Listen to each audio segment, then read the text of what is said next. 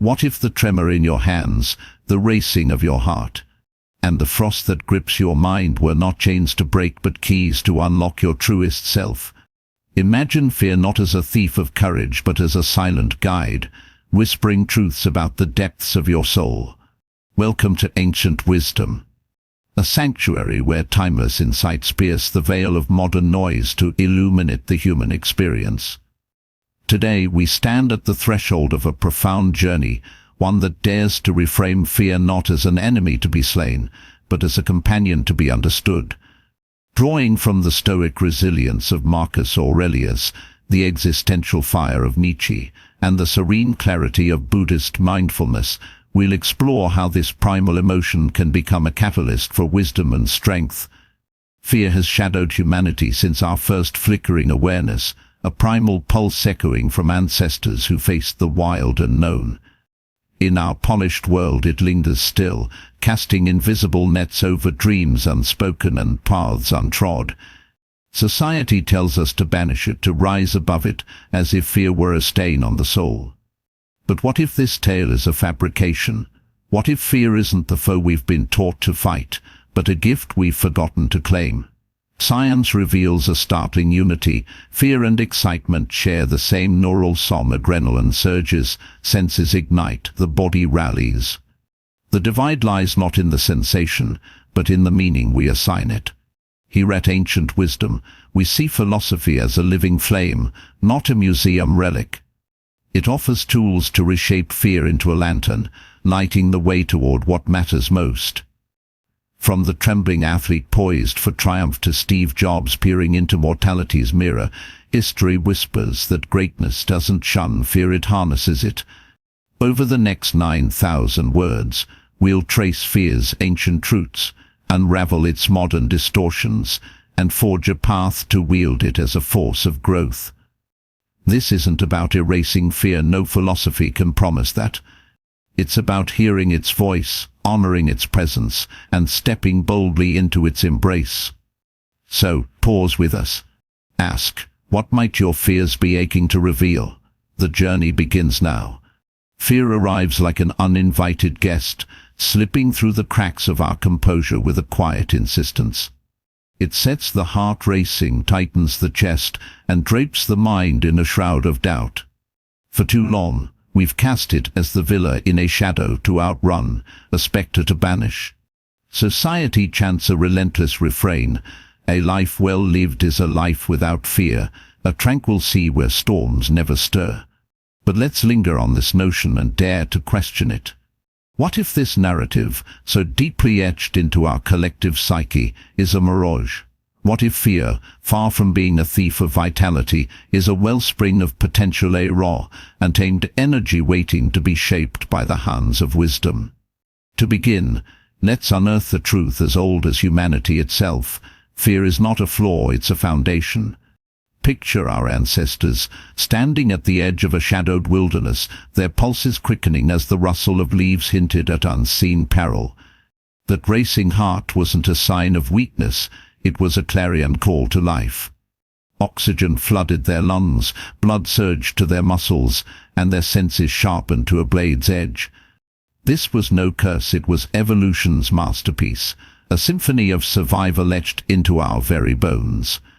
Modern science echoes this ancient wisdom. When fear strikes, the amygdala flares, unleashing adrenaline and cortisol in a torrent that primes us for action. The same flood courses through a sprinter at the gun or a poet bearing their soul. Fear and exhilaration are kin, divided only by the stories we weave around them.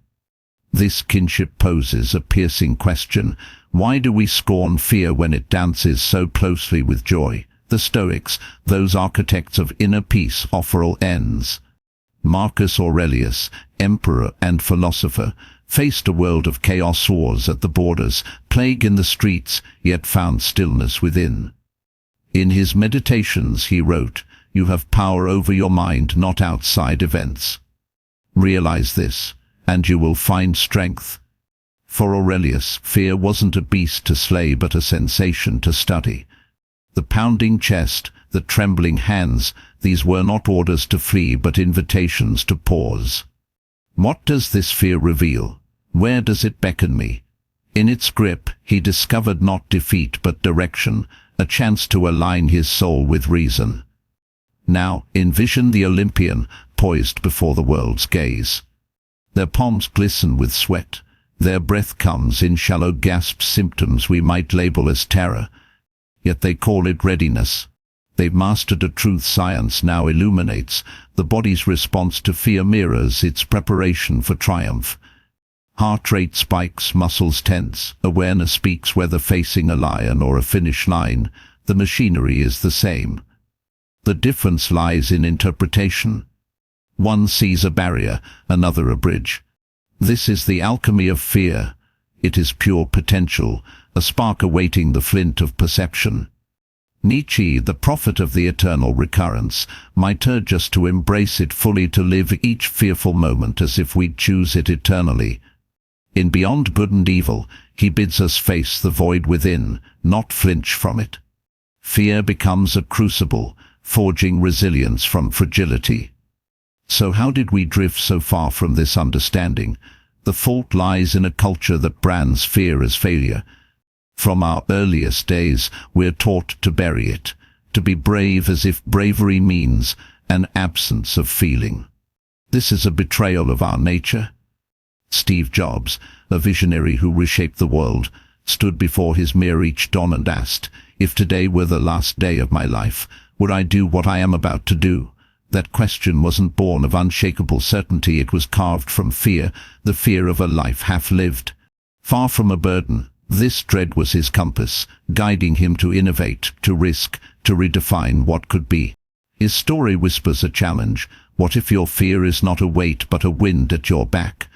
Let's dwell on this idea of fear as a herald. When it rises, it's no random tempest but a voice from your core. You don't tremble over the mundane, you tremble for what burns within. The quake before a speech betrays your yearning to be understood. The tightness before a leap reveals your thirst for growth. The pause before love confesses your hunger for intimacy. Fear is a map, its contours tracing the edges of your deepest cares.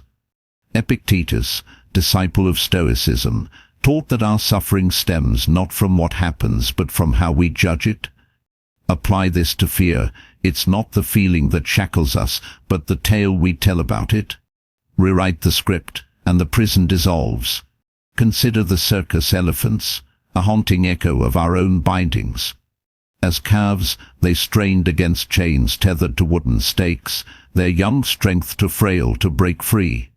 Day by day, they learned futility, not because the chains grew heavier, but because their minds did.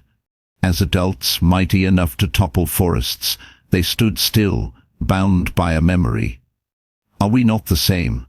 The fears that hold us, rejection, inadequacy, the unknown, may be ghosts of a younger self, stakes we've long outgrown. Yet we linger, tethered not by truth but by habit. Philosophy calls us to interrogate, do these chains still hold, or have we simply forgotten to pull? To wield fear as strength, we must first meet it with open eyes. This is the first step, recognition. When it knocks, don't bar the gate. Ask instead, what wisdom do you carry? Perhaps it's an invitation to stretch beyond the familiar, as Buddhist mindfulness teaches, watching without grasping, letting the current pass through you. The second step is attunement. Feel the body's chorus, the thudding heart, the shallow breath. These aren't marks of defeat, but of life, a system rising to meet the moment. Don't fight, flow with it. Science affirms this path. Gradual exposure, a pillar of behavioral psychology, builds courage brick by brick. Take the terror of speaking aloud.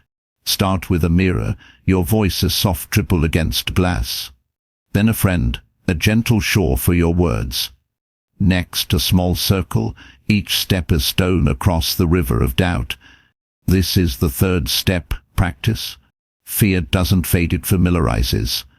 The fourth step is equipping yourself. Craft a toolkit, slow breaths to calm the gale, affirmations to steady the helm, meditation to part the clouds. These don't banish fear, they arm you to walk with it. The fifth step is the leap, action. Waiting for fear to vanish is a delusion. It won't. Move with it, not against it. Each step forward, however tentative, is a triumph over stasis. The Stoics danced this dance with grace.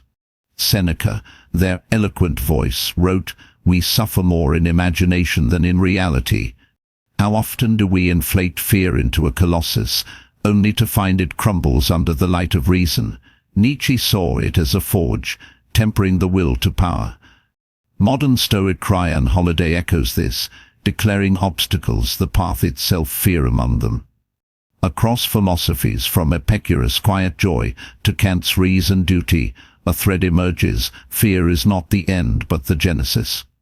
It marks the frontier where safety yields to possibility, where the self meets the infinite. But there's more, a subtle gift. When you face fear, you don't just free yourself, you illuminate the way for others. Recall those who stir your soul. Were they untouched by fear? Or were they scarred, stumbling yet steadfast? Their valor wasn't fear's absence but its defiance. Each time you confront your own, you whisper to the world, "This can be done." You become a lantern, a ripple in the tide of human spirit. Fear, then, is not merely yours, it's ours, a bond linking us in shared striving and victory. So where do you stand? Before you looms fear, not a wall but a threshold. Beyond it lies a life of meaning, connection, and unyielding strength. The choice is yours: let it rule you, or reclaim it. Philosophy offers no flight from fear, nor should it. It hands you a prism to see it, and he was a guide, a flame, a wing. The question isn't how to live fearless, but how to live fiercely with fear. In this moment, you hold the reins. Will you ride? This journey stretches deeper still, for fear is a many-layered muse. Let's peel back another veil, its role in desire. You fear only what you cherish, a paradox both tender and fierce. The dread of failure in your craft reveals a love for mastery. The shiver before a crowd confesses a passion to inspire. The ache of vulnerability in love mirrors a longing for union. Fear is no random arrow, it's a bow drawn by your heart's truest aim. Stoicism bids us master this aim, not silence it. Marcus Aurelius would ask, "What is within my control? The fear itself? No." My response? Yes, therein lies liberty. Let's wander further, to the edge of existence itself. Nietzsche's eternal recurrence looms, a thought experiment both haunting and luminous. Imagine living this life, this moment, this fear, again and again forever. Would you curse it or cradle it? For Nietzsche, fear is no detour, it's the road, a chance to affirm life in its raw entirety. Contrast this with Epicurus, who sought a garden of calm. Yet even he acknowledged fear's whisper death, the ultimate unknown, urging us to savor the now. These voices, disparate yet aligned, call us to meet fear not with clenched fists but with open hands. Now, let's ground this in the body's wisdom. Fear isn't abstract, it's visceral. The sweat, the shake, the surge, these are not betrayals but allies.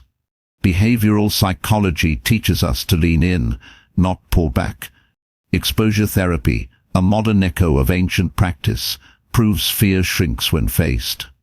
Start small, a word, a gesture, a risk. Each encounter rewires the mind, turning alarm into anticipation. Mitfulsons amplifies this: observe the breath, note the pulse, let the storm pass without judgment. This is no quick fix, it's a forging, slow and deliberate. And what of society's role? We've built a world that shuns fear, yet craves its thrill: horror films, roller coasters, the edge of cliffs. Why this dance? Because fear reminds us we're alive. It's the heartbeat of risk, the pulse of growth. Yet we've twisted it into shame, a mark of the weak. Philosophy, Stoic, existential, Buddhist, reclaims it as strength. Kant might call it a duty to face, a rational step toward virtue. The Jains, with their vow of non-harm, might see it as a teacher of compassion for ourselves and others. Across traditions, fear is a mirror, reflecting both our frailty and our fire. Let's linger on failure, a fear so universal it binds us all. What is it but the shadow of ambition? To fear failure is to dream of success, to stretch toward a horizon just out of reach. The Stoics would nod, it's not the fall that wounds, but the refusal to rise. Each would roar, fall, and rise stronger. Each stumble is a lesson, each scar a story. Modern resilience echoes this. Psychologists like Carol Dweck speak of growth mindsets, where fear of failure becomes fuel for learning. What if every no you dread is a step toward yes? Now, the unknown fears wildest frontier. We dread what we cannot see, the fog beyond the lamp's glow. Yet isn't this where life unfolds? The Stoics embraced amor fati, love of fate, trusting the unseen to shape them. Buddhists meditate on impermanence, finding peace in flux. Existentialists like Sartre insist we craft meaning from the void. Fear of the unknown isn't a flaw, it's a call to create, to step into the dark with a torch of your own making. Here, philosophy isn't theory, it's practice, a daily act of defiance against the abyss. And what of love, that tender terror? To open your heart is to risk its breaking, a fear so raw it humbles us. Yet without it, what are we? The Stoics tempered passion with reason, yet even they knew its pull. Epicurus sought friendship as life's sweetest fruit, fear be damned. Nietzsche saw love as a clash of wills, fierce and fearless. This fear is no cowardice, it's the price of depth, the cost of connection. To fear love is to honor its power, to stand at its edge and leap. Let's weave these threads tighter. Fear is a teacher, yes, but its lessons demand effort. Recognition is the seed, see it, name it, know it. Attunement is the soil, feel it, breathe it, ride it.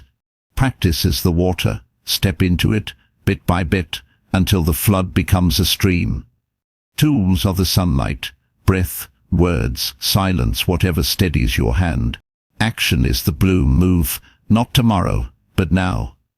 This is no linear path, it's a spiral, each turn deepening your mastery. The Stoics lived this. Nietzsche demanded it. Modern minds holiday. Dweck, Seligman prove it works. But let's not stop at the self, let the self.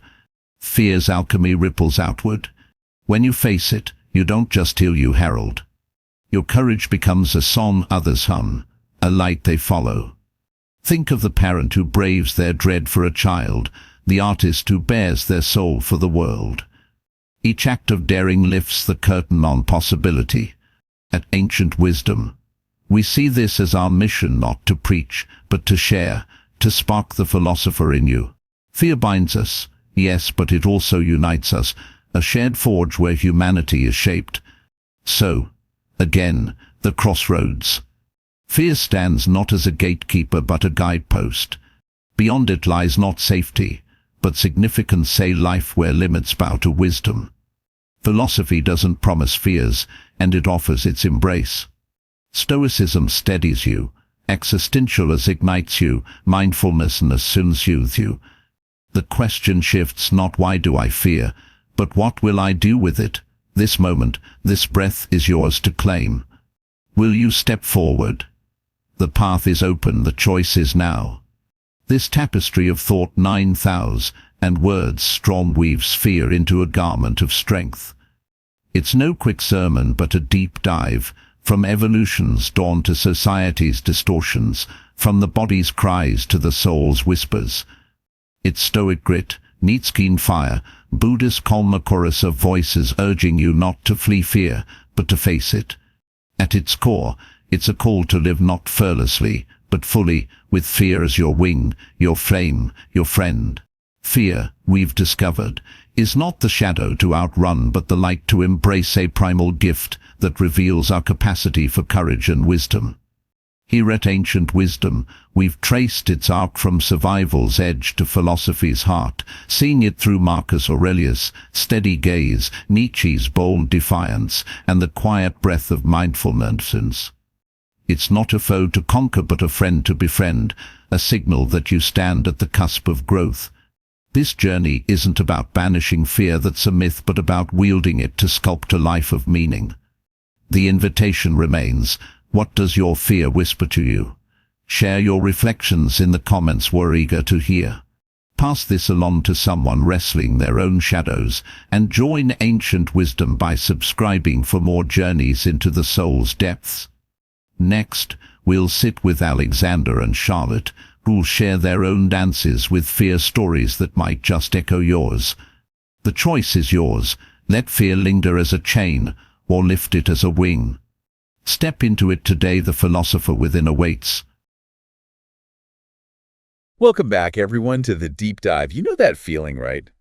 Palms are sweating, heart's racing, maybe even a little voice in your head saying, nope, not doing that. Well, guess what?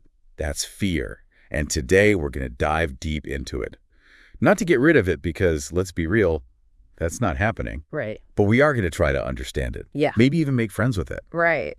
You sent us some fascinating stuff about fear, from ancient philosophers to modern science. Yeah. We're here to help you unpack it. Exactly. And it's fascinating how much we misunderstand fear. Really. Yeah.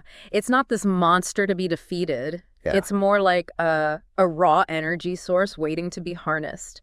We'll be exploring how everyone from Stoic emperors to, believe it or not, Steve Jobs actually used their fears to achieve incredible things. Okay, so how is fear not a bad thing? Well, think about it this way. One of the studies you sent even compared it to the feeling our ancestors had when facing a saber-toothed tiger. Oh, wow. Okay. Right. Yeah. Yeah, that definitely paints a vivid picture. Yeah. But instead of just freaking out and running, the study suggests they used that fear to their advantage. Oh, so they're not just frozen in fear, they're Right. using it. Exactly. It wasn't about being fearless, but about leveraging that surge of adrenaline and heightened awareness for survival. Oh, okay. And that same physiological response is at play even today. Really? Yeah. What we label as fear or excitement depends largely on our interpretation. Oh, wow. Right. So the physical sensations are almost identical. It's our mindset that makes all the difference. Exactly. Okay, I'm seeing a connection here to the Stoic philosophers you mentioned earlier. Right. One of your sources highlighted Marcus Aurelius Okay. and how the Stoics viewed fear not as something to avoid, but as an opportunity to practice self-control. Oh, They believe that while we can't always control external events, we can master our internal responses. I see. Okay. Does that make sense? Yeah. That reminds me of that quote. You have power over your mind, not outside events. Yes. Yeah, powerful stuff. Yeah. Yeah. Right. Yeah. So for the Stoics, facing fear wasn't about eliminating it, but about choosing how to react to it. Precisely. And this concept isn't limited to ancient philosophy. Oh, really? Yeah, your sources included fascinating research on how elite athletes actually leverage pre-performance anxiety to enhance their focus and performance. So like those butterflies in your stomach before a big presentation. Exactly. Maybe they're not the enemy after all. Exactly. Instead of seeing them as fear, you can reframe them as a sign that you're ready. Okay. You know, your body is primed for action. Okay. It's about shifting your perspective and harnessing that energy. Interesting. And speaking of harnessing energy, Yeah. one of your sources explored how even figures like Steve Jobs Oh. utilized fear as a driving force. Now that you mention it, I do remember reading about Jobs' daily ritual of asking himself, if today were the last day of my life, would I want to do what I'm about to do? Right. That's a pretty intense way to start the day. It is. But it reveals a fascinating insight. Jobs was motivated by a deep fear of wasting time, of not living life to the fullest. Oh, wow. This fear, rather than paralyzing him, fueled his ambition and pushed him to take risks that ultimately led to groundbreaking innovation. So fear as a motivator, Right. like a catalyst for action. Exactly. Okay, but if everyone experiences fear to some degree, Right. and we can't simply eliminate it, Right. how do we actually work with it constructively? One of your sources, I think it was a psychological study, talked about fear as a roadmap. Yes. Could you elaborate on that? Absolutely. The study suggests that instead of trying to ignore or suppress our fears, we should pay attention to them because they often point us toward what truly matters to us. Okay. Think about it. We don't typically fear things we're indifferent to. That's true. The fear of public speaking, for example, may signal a deep desire for connection and sharing your ideas with the world. So instead of viewing fear as a weakness, Right. we could see it as a guide, highlighting areas we care deeply about. Yes. The study even argued that attempting to bury or ignore our fears can backfire, making them stronger and more persistent in the long run. It makes sense. It's like trying to hold a beach ball underwater. Right. It's bound to pop up somewhere else with even greater force. Yeah. So how do we approach these fears head on without feeling completely overwhelmed? Your material mentions something called gradual exposure. Mm-hmm. What exactly is that? Gradual exposure is a technique rooted in behavioral psychology, and it's all about facing your fears incrementally. Okay. Instead of diving headfirst into a situation that terrifies you, Right. you break it down into smaller, more manageable steps. Okay. It's like training for a marathon. You wouldn't attempt to run 26 miles on your first day. Right. You build up to it, right? So it's about building up our fear tolerance over time, Mm-hmm. starting small and gradually increasing the intensity. Yeah. That seems much more manageable than just trying to conquer a huge fear all at once.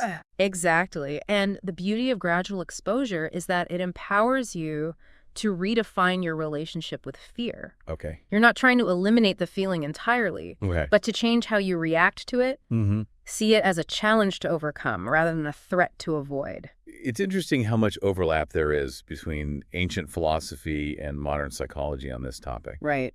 The Stoics, Steve Jobs, and even behavioral science seem to be saying that acknowledging and working with fear rather than trying to suppress it is the key to living a more fulfilling and meaningful life. That's a great observation. The key takeaway from all these diverse sources is that fear is an integral part of the human experience, and it's how we choose to respond to it that truly shapes our lives. I love that. It's not about becoming fearless, Right. but about cultivating courage in the face of fear. Exactly. And that courage can be incredibly inspiring, not just for ourselves, but for others as well. Really? Yeah, seeing someone else overcome their fears can give us the strength to do the same. It's comforting to remember that we're all dealing with fear in some way. Mm-hmm. It's part of what makes us human, right? Absolutely. And when we choose to face our fears, Okay. we not only grow as individuals, but we also inspire others to do the same. Oh, wow. Think of your own heroes, your role models. They weren't fearless. Right. They were courageous. They chose to step forward despite their fears. Okay. And that's what makes them so inspiring. That's such an important point. Yeah. We're not aiming for fearlessness, Right. but for courage in the face of fear. Exactly. It's about taking that step, even when we're scared. Yeah. But before we get into specific strategies for doing that, Okay. let's take a closer look at how fear operates on a societal level. Hmm. One of the articles you sent talked about how fear is often used as a tool to manipulate and control people. Oh, yeah. What did you find interesting about that? Yeah. That article was really interesting, talking about how throughout history, fear's been used to influence everything from political campaigns to consumer choices. Yeah, and it's fascinating how fear can be leveraged as a tool of persuasion. One of your sources, a study on political rhetoric, actually analyzed speeches and found that those using fear-based appeals tended to be more persuasive, especially in times of uncertainty. So playing on people's anxieties about the economy or safety or even like social status Right. can be a really effective way to gain support or sell a product. Absolutely. It's kind of unsettling to think how easily we can be swayed by these tactics. It's true. And the study pointed out that fear-based appeals often bypass our rational thinking and tap into our primal instincts, making us more susceptible to manipulation. That makes sense. Like when we're feeling threatened or anxious, Right. we're not exactly thinking clearly or logically. But if we know this is happening, how can we become more discerning and avoid falling prey to these manipulative tactics? Well, one of the key takeaways from your sources is the importance of critical thinking, especially when encountering information that triggers strong emotions. The article on media literacy, for example, emphasized the need to question the source of information, consider potential biases, and look for evidence to support the claims being made. So it's about taking a step back and not just accepting everything at face value, especially when it's playing on our fears.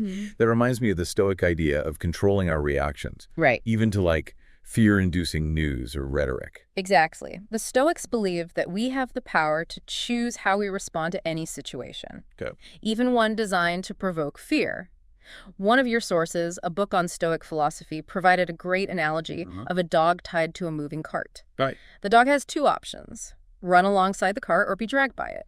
So we can either let our fears drag us along Right. or choose to run alongside them, maintaining some control over the situation. Precisely. And that control comes from understanding that our initial emotional response, that knee-jerk fear reaction, doesn't have to dictate our actions. We can pause, question the information, and choose a more reasoned and constructive response. That's a really empowering way to think about it. Right. Yeah. Instead of being passive recipients of fear-inducing messages, Right. we can take an active role in filtering and evaluating information before letting it dictate our actions. Exactly. And the more we practice this kind of critical thinking, Mm-hmm. the less susceptible we become to manipulation and fear-mongering. It's like building a mental immune system against these tactics. That's a great analogy. But even with the best critical thinking skills, it's probably impossible to avoid fear entirely. Right? It's such a fundamental human emotion. And earlier you mentioned how fear can actually be a source of connection, Yeah. which seems counterintuitive. Can you elaborate on that? Absolutely. One of your sources, a sociological study, explored the concept of collective effervescence, Okay. which describes the shared emotional experience that binds groups together. The study found that even negative emotions like fear can create a sense of solidarity and shared purpose when experienced collectively. So a shared experience of fear, like during a natural disaster or a time of social upheaval, Right. can actually bring people together, strengthen their bonds, Mm. and inspire collective action. Precisely. Think about how communities often rally together in times of crisis. Shared fear can break down social barriers, Wow. foster empathy, and motivate people to support and protect one another. That's a really interesting perspective. Instead of viewing fear solely as an isolating and divisive force, we can recognize its potential to unite and strengthen communities. It's like the saying, the only thing we have to fear is fear itself. Mm-hmm. Perhaps what's truly debilitating is not the fear, but the isolation it can create. That's a great insight. One of your sources, a book on the psychology of fear, argued that sharing our fears with others can be incredibly therapeutic and empowering. Okay. When we keep our fears bottled up inside, Right. they tend to fester and grow. But when we express them openly and honestly, we often find that others share similar fears and anxieties. So it's not about pretending to be fearless, Right. but about normalizing the experience of fear and creating a space where people feel safe to express their vulnerabilities. Exactly. Vulnerability, when shared authentically, can create deeper connections and foster a sense of belonging, reminding us that we're not alone in our struggles. So we've explored how fear can be used to manipulate and control us, Right. but we've also seen its potential to unite, connect, and even inspire. It's like fear is this multifaceted tool that can be used for both construction and destruction. That's a great way to put it. And as we navigate this complex landscape of fear, one of the most important skills we can cultivate is the ability to discern between rational fears that serve a protective purpose and irrational fears that hold us back. That makes sense.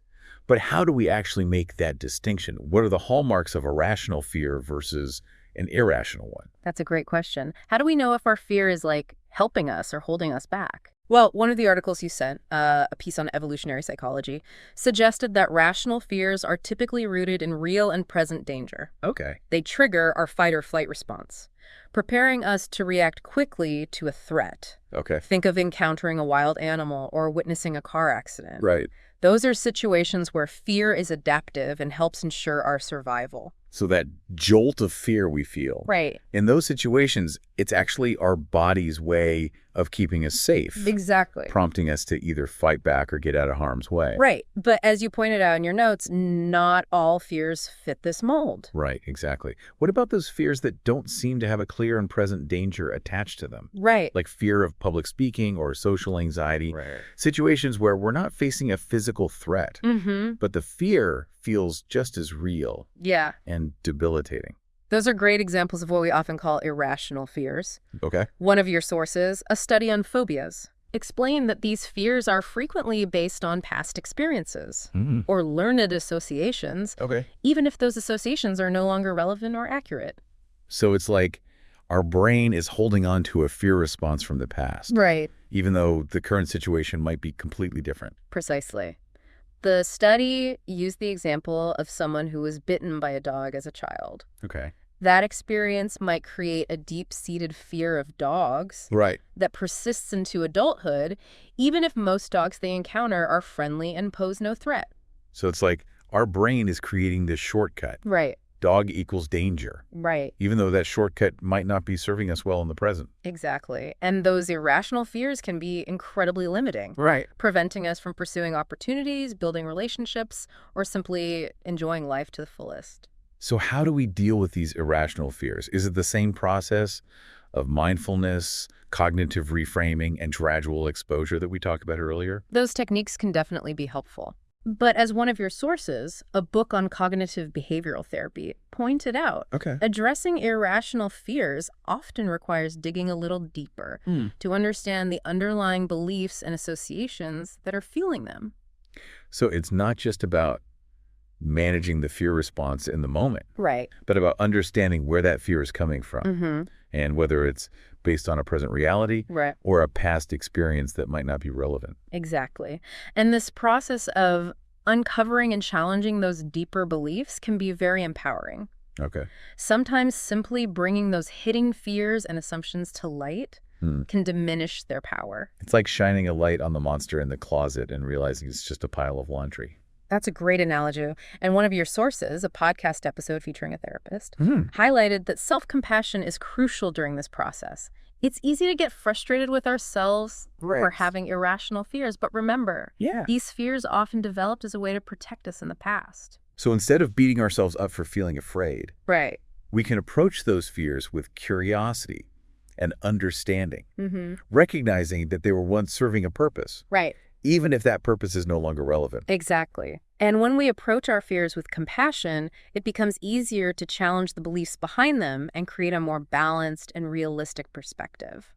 This has been such a fascinating deep dive into the nature of fear. It really has. We've explored its evolutionary roots, Mhm. its potential to both unite and manipulate, Right. and the tools we can use to manage and overcome it.